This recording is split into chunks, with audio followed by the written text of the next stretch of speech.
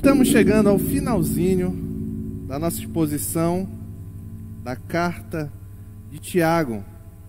Hoje é a 30ª mensagem e vamos considerar o capítulo 5, os versos 13 a 15. Então abra a palavra do Senhor na carta de Tiago, capítulo 5, e vamos considerar hoje os versos 13 a 15. Então, se eventualmente formos atrás para ler outros textos da Escritura, você vai, mas deixe marcado o nosso texto que vamos considerar nesta noite. Eventualmente, minha esposa pode testemunhar isso, quando eu estou com tempo, eu me arrisco a consertar as coisas lá em casa. Quebrou alguma coisa, eu vou lá, pego uma ferramenta, tento mexer, algum eletrônico queimou, sei lá, a cada 10, uns 3 eu resolvo. Eu vou, então, tentar resolver esses problemas. Quem já se tem esse hábito de fazer pequenas obras na sua casa, de consertar isso, pelo menos é curioso, sabe que o sucesso da empreitada está diretamente vinculado a você ter a ferramenta necessária. Tem gente que quer fazer tudo com uma faca de cozinha, não dá certo, eu já tentei. Então é bom ter uma chave de fenda, uma chave estrela, um alicate, alguma coisa assim. Claro que somente ter as ferramentas necessárias não resolve o problema. Também tem que ter um pouco de habilidade. Me dê um pouco de crédito pelos 30% de sucesso. Só que a união das ferramentas corretas e o saber usar as ferramentas facilitam muito o trabalho. No texto que nós vamos considerar hoje, Tiago nos fornece orientações necessárias para alguns problemas que nós podemos passar e as ferramentas para nos ajudar a lidar com esses problemas. Então vamos ler, enfim, a palavra do Senhor, Tiago, capítulo 5, versos 13 a 15. Entre vocês, há alguém que está sofrendo? Que ele ore. Há alguém que se sente feliz? Que ele cante louvores. Entre vocês, há alguém que está doente? Que ele mande chamar os presbíteros da igreja, para que orem sobre ele e o unjam com óleo em nome do Senhor. A oração feita com fé curará o doente. O Senhor levantará, e se houver cometido pecados, ele será perdoado. Ele será perdoado. Oremos ao Senhor. Pai querido, obrigado pela tua palavra, Senhor. Que o teu Santo Espírito nessa noite nos edifique por meio dela, Senhor. E nós saiamos daqui diferente do que entramos, moldados pela tua vontade, Pai. É o que eu te peço em nome de Jesus. Amém.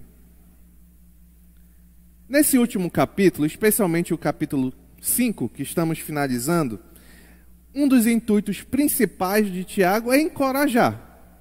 Ele já rebateu, ele já criticou, ele já corrigiu severamente, mas agora o objetivo principal no fechamento da carta é encorajar os irmãos, que eu tenho repetido domingo após domingo, há 30 domingos, que passavam por dificuldades terríveis em razão de terem sido judeus e sido convertidos a Cristo, e por causa disso, por causa do nome de Jesus Cristo, começaram a ser perseguidos de todas as formas.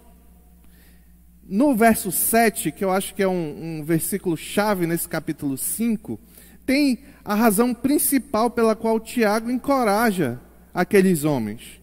Ele diz, homens, genericamente, homens e mulheres. Portanto, irmãos, Tiago, capítulo 5, volta um pouco para o verso 7, só a parte A. Portanto, irmãos, sejam pacientes até a vinda de Cristo. A maior fonte de encorajamento que Tiago quer colocar na mente dos destinatários de sua carta é que Cristo vai voltar. O Senhor dos Exércitos um dia vai voltar e aí toda a justiça será feita. Então isso é fonte de encorajamento. Quando nós consideramos, no domingo passado, o último, os versículos 10 a 12, Tiago, ainda fundamentando, na verdade, comprovando que este ensino é condizente com as Escrituras, ele cita o exemplo do profeta Jó, que nós consideramos aqui detidamente no domingo passado. Jó, um homem que sofreu de tudo, mas se manteve perseverante, e é esse exemplo que Tiago quer que os irmãos ali das igrejas imitem. Agora, Tiago vai trazer ferramentas práticas para ajudar aqueles cristãos a serem capazes de superar e perseverar diante de algumas adversidades, especialmente a ferramenta da oração. O primeiro ponto eu chamei de 2 úteis ferramentas. Está lá no verso 13, eu vou ler de novo somente o verso 13. Entre vocês há alguém que está sofrendo? Que ele ore. Há alguém que se sente feliz? Que ele cante louvores. Tiago era um pastor muito prático. Nós temos visto isso aqui durante toda a carta. Ele conhece muito bem as suas ovelhas e busca agora, como vimos no contexto, encorajá-las. Porém, Tiago não é um alienado do mundo. Tiago sabe que ainda que aqueles homens e mulheres cada vez mais incutissem no seu coração a verdade de que Cristo voltaria um dia e voltará um dia, ainda assim eles passariam por problemas e dificuldades ordinárias e até algumas vezes extraordinárias que eles já estavam inclusive passando. O fato de nós esperarmos a volta de Cristo e a justiça que vai ser feita nesse dia, não implica que nós não passaremos por problemas. Então, Tiago sabe, por experiência própria, que o cristão não vive sempre no ápice de uma montanha de fé, como se fosse subindo cada vez mais, e aquele homem tem tanta fé, aquela mulher tem tanta fé, que não é capaz mais de se entristecer ou desanimar, apesar de que é um alvo. É um alvo que o cristão esteja tão maduro e seguro na fé que ele não deve se desesperar diante das circunstâncias. Mesmo, observe que Paulo, ao instruir os crentes, ele diz que o crente deve alegrar-se sempre. Texto conhecido dos irmãos de Filipenses 4:4, semelhantemente em 1 Tessalonicenses 5:16. Só que, independente do mandamento que nós devemos buscar, nos alegrar sempre, e nos alegrar especialmente no Senhor, aquele que não muda, está sempre o mesmo para que nós possamos nos alegrar nele, o próprio apóstolo Paulo é um exemplo de que, ainda assim, se pode sofrer bastante. Ele sofreu bastante. Ele relata isso nas Escrituras. Esse sofrimento pode ter origem física, mental, pessoal, financeiro, relacional, espiritual, dentre os outros. É a realidade. Todo mundo aqui, com certeza, tem ou já teve um motivo de sofrimento. Em outras palavras, Tiago conhece a dificuldade do mandamento que ele deu no início da carta. Volta lá, segura aí o capítulo 5 e volta para o capítulo 1. Olha qual é o mandamento que Tiago deu lá, a gente considerou, se eu não me engano, na primeira ou segunda mensagem.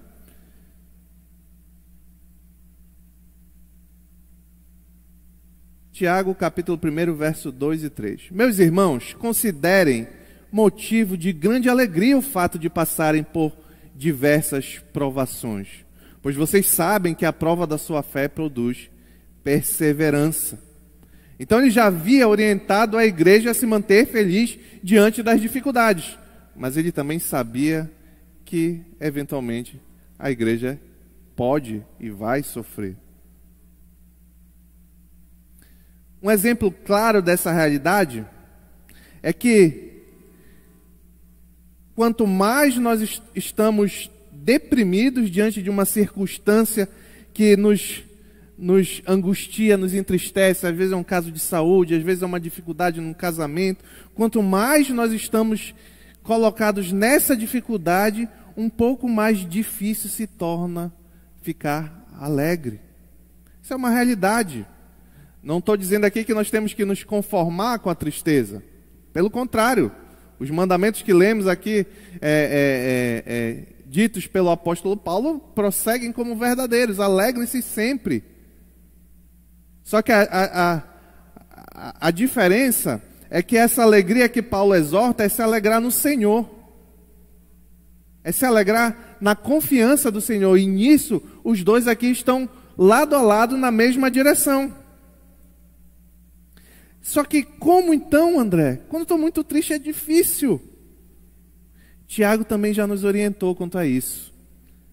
Ainda no capítulo 1, desce um pouquinho para o verso 5 e 6. Logo depois que ele deu essa orientação de considerar motivo de grande alegria passar por provação, lá no verso 5 e 6 ele dá um caminho. Ele introduz um caminho para conseguir considerar motivo de grande alegria passar por diversas provações.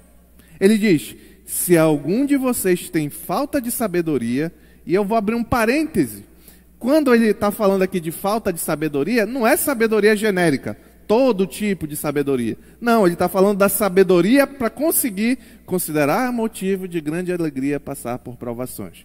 Então ele diz: se algum de vocês tem falta de sabedoria, peça a Deus que a todos dá livremente. De boa vontade lhe será concedida. Peça, porém, confesse, sem duvidar. Olha, então aqui já temos o norte da direção que nós podemos tomar quando estivermos passando por sofrimentos. Pedir a Deus, orar. O conselho de Tiago é orar. Semelhantemente, na passagem que nós lemos hoje, pode voltar lá para o capítulo 5, Tiago aconselha que qualquer que esteja sofrendo deve orar para buscar forças em Deus. Ele diz, repito novamente, o início do verso 13: entre vocês há alguém que está sofrendo? Que ele ore. Este é o ensino das Escrituras. Como lidar com sofrimento? Uma pergunta comum. Como lidar com sofrimento? Já sei, me irando. Não, irando não, irando é feio. Ansioso, angustiado, deprimido. É isso que Tiago está falando? Não, ele está dizendo, ore. É o mesmo ensino de toda a Escritura do Novo Testamento e etc. Olha lá, Efésios capítulo 6, verso 18 diz: orem no Espírito em todas as ocasiões, com toda oração e súplica. Tendo isso em mente, estejam atentos e perseverem na oração por todos os santos. Em 1 Tessalonicenses capítulo 5, verso 17 a 18, orem continuamente. É o tema da nossa igreja esse ano, se eu não estiver enganado. É preciso, a lição que nós podemos tirar é que é preciso orarmos confiantemente. Você sabia que a confiança em Deus é o oposto da ansiedade? Ansiedade é um mal dos nossos tempos. Creio que todo mundo aqui, em uma medida ou outra, luta contra esse pecado. Uns mais, outros menos. A confiança em Deus é o oposto. Porque o que é ansiedade? Ansiedade é o que eu não saber o que vai acontecer e ter medo do que vai acontecer. Resumidamente, de forma bem grosseira, isso é ansiedade. Confiança em Deus é o contrário. Eu não me importo o que vai acontecer, mas eu confio naquele que vai fazer tudo acontecer. É o completo oposto. Na medida que eu estou mais ansioso, eu estou confiando menos no Senhor. E na medida que eu estou mais confiando no Senhor, eu estou menos ansioso. É preciso que nós, então, essa oração a que Tiago nos exorta, que nós oremos ao Senhor confiantemente. Onde diz isso? Onde diz isso e revela essa diferença, esses lados opostos da ansiedade e da oração? Vá lá, marca esse texto se não tiver marcado aí na Escritura. É um texto muito conhecido, eu imagino que todos devem ter marcado já. Filipenses capítulo 4, verso 6. Olha como essa verdade fica muito clara nesse texto do apóstolo Paulo. diz lá no verso 6, não andem ansiosos por coisa alguma. Ansiedade, de um lado. Mas em tudo, pela oração, mas, contradizendo, do outro lado. Mas, em tudo, pela oração e súplicas e com ação de graças, apresentem seus pedidos a Deus. E qual é a consequência dessa confiança? Está aí no início do verso 7. E a paz de Deus, que excede todo o entendimento, guardará o coração e a mente de vocês em Cristo Jesus. Não pode haver contraditório mais claro na Escritura do que ansiedade de um lado e confiança de Deus em outro. Assim como sabemos, agora que sabemos que como cristão podemos passar por sofrimentos, felizmente sabemos também que como cristãos passamos por motivo de alegria. Salmo 30, versículo 5º, parte B, diz: o choro pode durar uma noite, mas a alegria vem pela manhã. Para esses momentos, Tiago também tem uma ferramenta. Também nos orienta. Ele diz na sequência lá, voltando para o nosso texto, no verso 5, verso 13. Ele diz: há alguém que se sente feliz? Que ele cante louvores. Quando o favor de Deus brilha sobre nós, enchemos-nos de ânimo, felicidade, alegria. Essa é a hora de louvar. Um parêntese que não estava aqui. Só o fato de nós estarmos hoje aqui, vivos, podendo adorar na casa do Senhor, já é motivo de grande alegria. Já é motivo para nós louvarmos ao Senhor com alegria. Eu vou ser sincero. O louvor da igreja é muito bonito. É uma coisa maravilhosa. É uma das coisas mais maravilhosas que existe é quando a igreja está louvando com vigor. Mas em contrapartida, uma das coisas mais tristes é às vezes quando parece que a igreja está louvando desanimada. Por quê? Provavelmente muito desse desânimo tem a ver com as circunstâncias da vida, do momento, etc. Mas estar na casa do Senhor e poder louvar já é o suficiente para que o louvor seja com todo o vigor e toda a alegria. Fecha o parênteses. Os autores do livro de Salmos instruem como fazê-lo, esse louvor. Eles colocam a alegria e a felicidade em seu devido lugar e dão a Deus a glória, a honra e o louvor que a Ele pertence. Salmo 81, verso 1, cantem de alegria a Deus, nossa força, aclamem o Deus de Jacó. Salmo 92, verso 1, como é bom render graças ao Senhor e cantar louvores ao teu nome, ó Altíssimo. Salmo 98, verso 4, aclamem o Senhor todos os habitantes da terra, louvem-no com cânticos de alegria ao som de música. Olha, o ensino das Escrituras. A Escritura diz que a gente tem que louvar, Tiago está dizendo que a gente tem que louvar, mas pastor, por quê? Eu vou dar pelo menos duas razões aqui bem diretas e claras. Primeiro, porque Deus é louvável. Deus é o ser que em sua imperfeição e atributos merece todo o louvor. Imagine você estar diante da obra de arte mais maravilhosa do mundo. Você olha para aquilo, não sei, não deve nem existir, mas você olha para aquilo e aquilo alegra o seu coração. Quanto mais não é olhar para Deus. O nosso Deus, Ele deve ser bendito porque Ele é bendito. Ele é Deus. Tudo que é bom nesse mundo tem por causa de Deus. A segunda razão bem clara também porque nós devemos orar por gratidão. O cristão, ele tem uma razão perene para orar sempre. Por quê? Porque o cristão é aquele que Deus entregou o seu Filho, que é Deus, para morrer na cruz do Calvário, e recebeu o Espírito Santo, que é Deus, e agora espera o cumprimento das promessas, foi salvo pela obra da Santíssima Trindade. Não existe outro motivo que seja maior de agradecimento do que esse. Em resumo, devemos buscar o Senhor em todas as circunstâncias.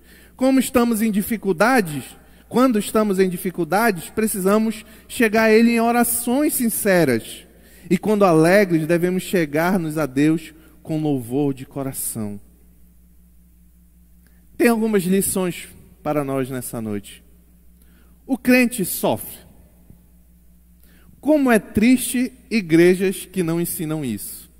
Uma vez eu tive a oportunidade de levar o testemunho em uma igreja. Eu acho que eu já contei aqui outras vezes, mas não tem problema repetir. E o meu testemunho envolve um pouco isso. O aprendizado no meio do sofrimento e tal. E aí mostrei à luz da Escritura como isso é uma verdade. E ao final do culto eu saí, algumas irmãs me cercaram e disseram assim: "Oi, irmão, que bom a sua palavra." Porque às vezes meus vizinhos, meus amigos lá do trabalho questionavam como é que eu podia ser crente e ainda sofrer. E eu não sabia o que dizer. Agora eu sei. Que triste essas igrejas que relacionam uma vida de santidade, uma vida cristã legítima e verdadeira à ausência de sofrimento. É mentira. Muito pelo contrário, provavelmente a maior maturação, maior crescimento e maturidade cristã nós vamos ter no meio de sofrimento. Então, a igreja, nós podemos sofrer. Como consequência desta verdade, se você vem para a igreja para procurar alegria, prosperidade, sucesso, fama, etc., talvez você esteja no lugar errado. Não é isto que a igreja de Cristo promete. A igreja de Cristo promete vitória contra o pecado. Essa é a verdade. Primeiro é a vitória sobrenatural, maravilhosa, espetacular, que Cristo venceu na cruz. Depois é a nossa vitória diária. É isso, Cristo veio para salvar o seu povo do pecado.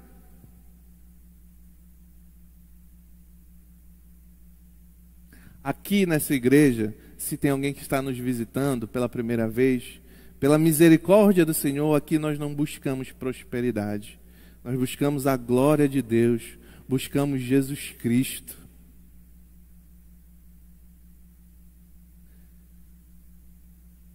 A ilustração, meus irmãos, dessa verdade aqui, Tiago quer nos trazer que ainda no sofrimento, nós devemos persistir firmes, confiantes em Cristo.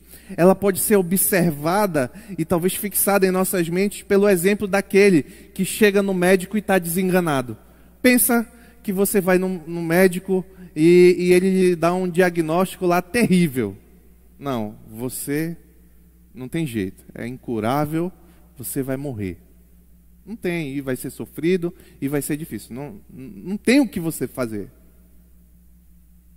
Pensa que esse homem descobre, ou mulher, vai lá, e depois ele fica lá triste e tudo mais, aí depois ele recebe uma ligação. 1 mês, 2 meses depois de muito sofrer, olha, eu me confundi, o médico ligando. Não é, seu exame está, você não vai morrer, você não tem nada, você vai viver. Pensa a alegria que enche o coração. Deve ser uma alegria, eu não passei por isso, mas deve ser uma alegria muito grande. Quanto mais você, é a verdade bíblica, você está morto em delitos e pecados, espiritualmente morto. Mas calma. Calma. Por mais que você, pelas suas próprias forças, seja merecedor do inferno, calma. Porque se o Senhor fizer a obra no seu coração pelo Espírito Santo de Deus, a esperança em Cristo Jesus. Aqueles que receberam essa esperança têm uma alegria que não pode se esquecer nunca. Pode estar ruim o negócio, mas isso aqui não pode, isso aqui é imutável, isso é o Evangelho. Como viver então esta verdade a que Tiago nos exorta? Em oração. Eu imagino que a maior dificuldade do descrente deve ser essa. Qual? Deixa eu explicar melhor. Todos nós já passamos por, já falei 3 vezes isso, mas todos nós passamos eventualmente por situações muito difíceis. Eu, pela minha experiência, já passei algumas vezes. E eu lembro que em todas elas existe uma constante. Eu me apegava ao Senhor. Lá numa cama de hospital, ou na cama lá em casa, ali naquele momento que eu não sabia direito como as coisas iam ser, eu estava talvez tomado pela ansiedade, eu sabia que eu tinha um recurso: orar a Deus. Eu fechava os olhos e não estava sozinho. Mas e o ímpio? E o descrente que não crê, que não existe? Deve ser a maior desgraça. O negócio já está horrível. Que assim como o crente sofre, o descrente sofre também. E o negócio está horrível. E ele não tem nem a quem recorrer. Isso é motivo de muita alegria. Não há espaço na vida do cristão para estar murmurando. Se está muito ruim, ora. Se está bom, louva. Confia no Senhor. O segundo ponto é usos, eu nomeei de usos para oração. Está lá no verso 14 e 15, Tiago 5, versos 14 e 15. Entre vocês há alguém que está doente, que ele mande chamar os presbíteros da igreja, para que estes orem sobre ele e unjam com óleo em nome do Senhor.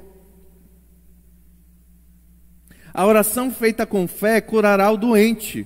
O Senhor o levantará, e se houver cometido pecados, ele será perdoado. Estes dois versos, apesar de conhecidos, muitas vezes são mal interpretados. Porém, se nós observarmos o contexto, os seus ensinamentos ficam claros e diretos. Tiago, como é o costume, o hábito dele, a gente tem visto em toda a carta, ele dá orientações por meio de perguntas. E ele começa o verso 14 dizendo: entre vocês há alguém que está doente? Tiago está exemplificando um tipo de sofrimento. Ele diz: entre vocês há alguém que está doente? Essa doença a que Tiago se refere é justamente uma doença física. É esse tipo de doença a que Tiago se refere. O corpo da pessoa, do exemplo que ele está usando, está enfraquecido por um mal interno ou um mal externo, mas tem um caráter mais físico aqui. E existe a necessidade de um tratamento médico. O que é comunidade cristã? O que ele está indicando que a comunidade cristã ali deveria fazer nesses casos? O que o cristão deveria fazer nesses casos? Ele diz na sequência logo do texto que ele mande chamar os presbíteros. E quem são os presbíteros? O Novo Testamento registra o termo presbítero logo depois da fundação da igreja, ali no Pentecostes, Atos 2. Na igreja de Jerusalém, os presbíteros eram os representantes dos crentes. Atos 11, 30, depois Atos 21, 18. Eram homens que exerciam liderança, supervisionando pastoralmente a congregação representada. Atos 20, 28, 1 Pedro 5, 1 a 4. Em sua primeira viagem missionária, o apóstolo Paulo instrui a Tito a instruir presbíteros em todas as cidades em Creta. Tito, capítulo 1, verso 5, diz assim: a razão de tê-lo deixado em Creta foi para que você pusesse em ordem o que ainda faltava, e constituísse, está aqui a palavrinha, presbíteros em cada cidade, como eu os instruí. No Novo Testamento, a palavra traduzida como presbítero tem um significado de ancião, avançado em dias. Mas também, e essa é a forma que é usada via de regra, na verdade, vou reformular a frase. A palavra traduzida como presbítero tem um significado de ancião, avançado em dias. Mas, no Novo Testamento, via de regra, ela é usada como um sinônimo de pastor ou bispo. Ou seja, são palavras intercambiáveis. Por hora é bispo, dependendo da tradução, por hora é presbítero, por hora é pastor. Assim, podemos entender que a oração, a orientação que Tiago está dando, é que chamassem os pastores. Se algum irmão estava doente, que estes chamem o pastor, chamem os pastores, os líderes, para que estes orem sobre ele e o unjam com óleo em nome do Senhor. Aqui está o grande erro que muitos cometem nesse texto. Eu já sei, pastor, eu já sei. Orar, já sei o que é para fazer, é para orar sobre o óleo. É para meter o copo d'água em cima da televisão quando estiver transmitindo o culto. É para melar um pano lá em alguma coisa e orar em cima do pano e depois, quando tiver o doente, eu meto o pano em cima do doente. Aí vai ser curado. É isso que Tiago está dizendo? Claro que não. Observem aí, e eu vou mostrar isso por duas razões. Observem, em primeiro lugar, que a ênfase do texto não recai sobre o óleo. Mas parece que quando a gente lê esse texto, só vem um óleo na nossa cara. Não recai sobre o óleo. O óleo aqui é secundário. A primeira observação. O óleo nesse texto, ele é secundário. Não é óleo ungido. Nem orar sobre o óleo. A oração é sobre o enfermo. E depois unge com óleo. Então, o óleo é secundário. Isso já está bem claro pelo texto. Ele diz, orem sobre ele e o unjam com o óleo. Então, vamos lá. Segundo lugar, não tem nenhum poder sobrenatural, nenhum um efeito miraculoso sobre um óleo, que no caso aqui era um azeite, em que os pastores, os líderes da igreja orem sobre ele e ele tem algum efeito fantástico. Não é isso a orientação de Tiago. Em várias passagens da Escritura, nós vamos observar que o azeite possui qualidades, ou pelo menos eles acreditavam, eu acho que possui, mas pelo menos acreditavam que possuíam qualidades medicinais. Vocês lembram na história do bom samaritano, que colocou óleo óleo e vinho nas feridas do homem na estrada para Jericó? Por que ele fez isso? Porque o óleo trazia alívio e o vinho é um antisséptico. Lucas, o Evangelho de Lucas, capítulo 10, verso 34 diz: aproximou-se, narrando essa história do bom samaritano, né? Aproximou-se, enfaixou-lhe as feridas, derramando nelas vinho e óleo. Depois colocou sobre o seu próprio animal e o levou para uma hospedaria e cuidou dele. Na mesma esteira, citando a primeira viagem missionária dos 12 discípulos, o Evangelho de Mateus registra, o Evangelho de Marcos registra, lá em Marcos capítulo 6, verso 13, expulsavam, aqui são os discípulos, né? Expulsavam muitos demônios e ungiam muitos doentes com óleo e os curavam. A verdade por trás dessa orientação de Tiago é que na época e na cultura de Tiago, o azeite, o óleo, era usado com frequência com fins medicinais. Ele era um medicamento normal naquele contexto. A ação ensinada então por Tiago aí é semelhante, eu fiquei refletindo quanto a isso, é semelhante ao fato de hoje, quando você ora, Senhor, que aquele medicamento que o médico passou faça o efeito desejado. É a mesma coisa. Lá eles acreditavam, eles tinham muito menos recursos do que nós temos hoje, então lá o óleo era meio que um faz-tudo ali, para vários casos ali. Hoje temos vários medicamentos. Então a orientação que Tiago está dando é assim, ore pelo doente e o ajude com o medicamento necessário. Moral da história, não é para a gente sair azeitando ninguém, gente, tá bom? Hoje tem outros medicamentos que têm efeito muito melhor. Agora, eu disse sobre esse tema que a ênfase está na oração e não no óleo. Mas de onde eu tirei isso? Pula para o verso 15, olha o início. Está escrito lá no início do verso 15, na parte A: o óleo curará o doente. Não. Está escrito: a oração feita com fé curará o doente. Ao ser chamado a visitar o enfermo, os presbíteros deveriam fazer orações em favor dele e levar um medicamento. Mas sempre, não é a oração do presbítero, nem um óleo que cura, é a verdade do texto, mas é o Senhor. É o Senhor que cura e concede restauração. E o texto não fala de qualquer oração. Note que o texto não fala, ora e resolve. Não, ele dá um detalhe mais, ele qualifica mais um pouco. Oração com fé. É essa oração que que tem valor diante do Senhor. Por quê?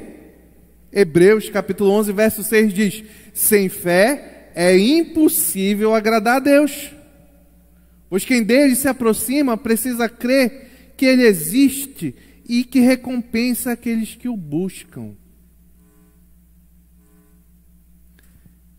Como consequência desse texto, o oposto é que a oração sem fé desagrada a Deus. Por quê? Sem fé é impossível agradar a Deus. Se desagrada a Deus, é claro que não vai curar. Não vai curar. Uma das experiências, irmãos, que mudou minha vida de oração, uma das maiores experiências de oração que eu tive, eu era muito jovem, recém-convertido, acho que eu tinha 15, 16 anos ali, mais ou menos, não entendia nada com nada, mas o Senhor teve misericórdia de mim, e um tio meu, não é tio direto, mas é como se fosse tio primo da minha mãe, ele sofreu um grave acidente. E ele sofreu um grave acidente de trânsito, foi atropelado de bicicleta, bateu a cabeça, perdeu massa encefálica. E ali naquela oportunidade, eu era um crente que estava, naquele primeiro amor ali, o negócio estava fervendo. E aí eu vi a movimentação na família de que aquela situação ali, era assim, já tinha entregado para a morte. Já tinha entregado. Saiu um pedaço do cérebro. E eu olhei, eu disse assim, não, eu não vou aceitar isso. Eu não vou aceitar. Eu vou orar ao Senhor. E ali isso mudou a minha vida. Porque ali, talvez até pela minha inocência do início da caminhada cristã, uma boa inocência, afinal, eu confiei que mesmo todo mundo dizendo que ele ia morrer, que ele não ia morrer. Ele morreu tem uns 2 anos, irmão. Ele morreu há uns 2 anos atrás, 2 ou 3 anos atrás. É só um exemplo de como nós devemos orar. Nós não podemos orar, às vezes nós oramos, e eu peco nisso inúmeras vezes, não acreditando. Eu penso que essa oração é melhor nem fazer. Mas se você quer orar, e aqui pelo exemplo aqui que Tiago está usando, por um enfermo, por mais dura que seja a luta, a batalha, ora crendo que o Senhor vai fazer. Porque é um mandamento. Não quer dizer que se você orar crendo, ninguém vai morrer.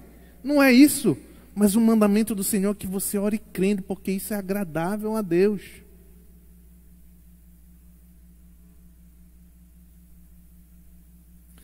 Agora uma pergunta aos irmãos. Parece que Tiago quer nos afirmar em alguma medida ele quer nos afirmar em alguma medida que é uma relação entre corpo e alma.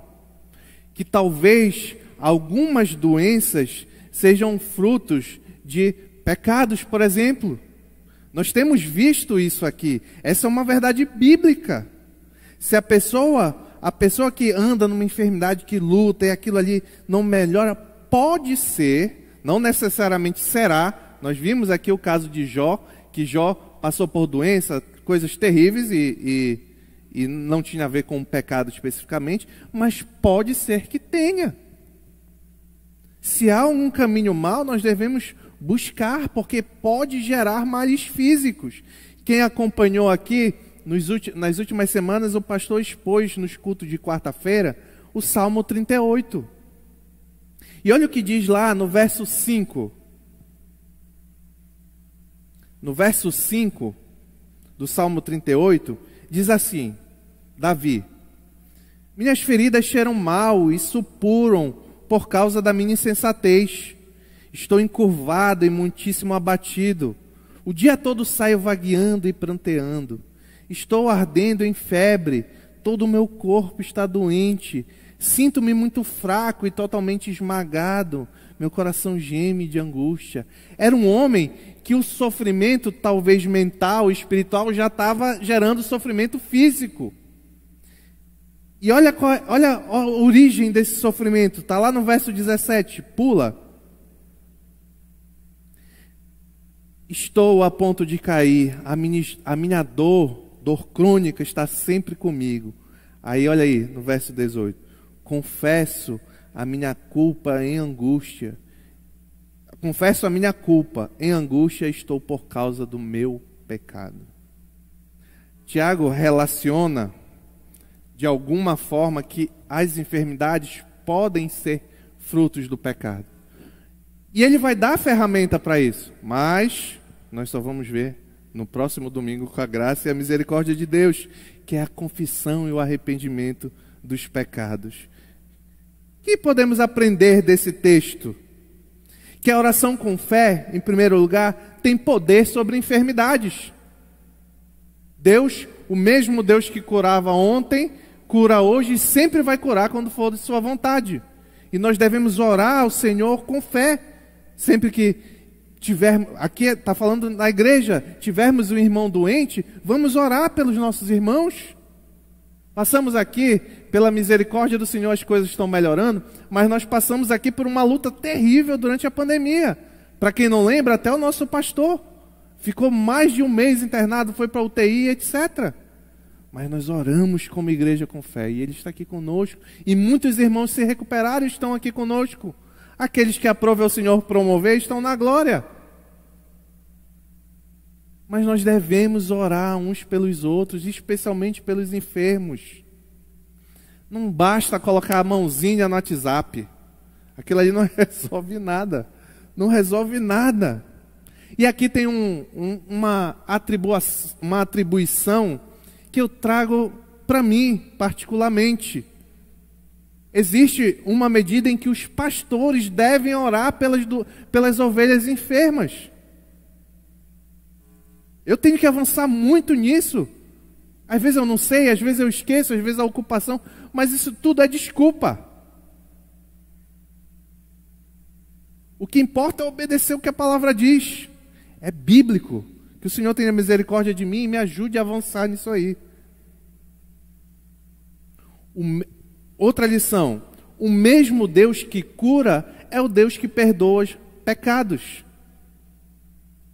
A palavra diz, um texto conhecido, acho que nós até cantamos aqui, se não cantamos, sempre cantamos essa expressão bíblica aqui, em louvor: nenhuma condenação há para os que estão em Cristo Jesus.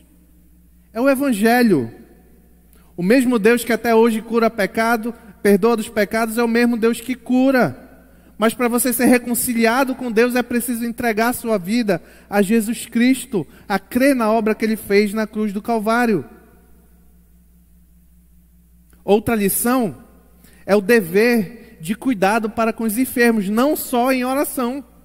É o cuidado material. Eu sou grato a Deus de poder servir numa igreja que tem esse coração. Talvez muitos aqui não saibam, nós tivemos o projeto Filéu. E temos a ação social da igreja também. Tanto um quanto o outro, o projeto Filéu mais especificamente durante os piores momentos da pandemia. E a oração e a ação social constantemente apoiam muitos irmãos. Você sabia disso? Que muito do que você oferta aqui vai para aqueles irmãos humildes, às vezes com alimento, muitas vezes com medicamento, até paga consulta. Tem uma ação social que a igreja trabalha e cumpre esse mandamento. Em conclusão, que ferramentas poderosas Deus concede ao cristão? A possibilidade de se comunicar com Ele em oração, de colocarmos diante dEle nossas necessidades e pedirmos aquilo que não podemos fazer, como curar um doente. Porém, você já se questionou como é que, se Deus é soberano sobre todas as coisas, tudo está debaixo da sua mão, dos seus planos, por que precisamos orar? Por que precisamos orar? Em resumo, queridos, assim como Deus usa homens para a realização de seus planos, Ele usa também as nossas orações como ferramenta para os seus feitos. Por isso, vamos nos dedicar a uma vida de oração, como o tema da igreja esse ano nos exorta. E quando estivermos alegres, Louvemos ao Senhor, porque dele é toda a honra e toda a glória, em nome de Jesus. Amém.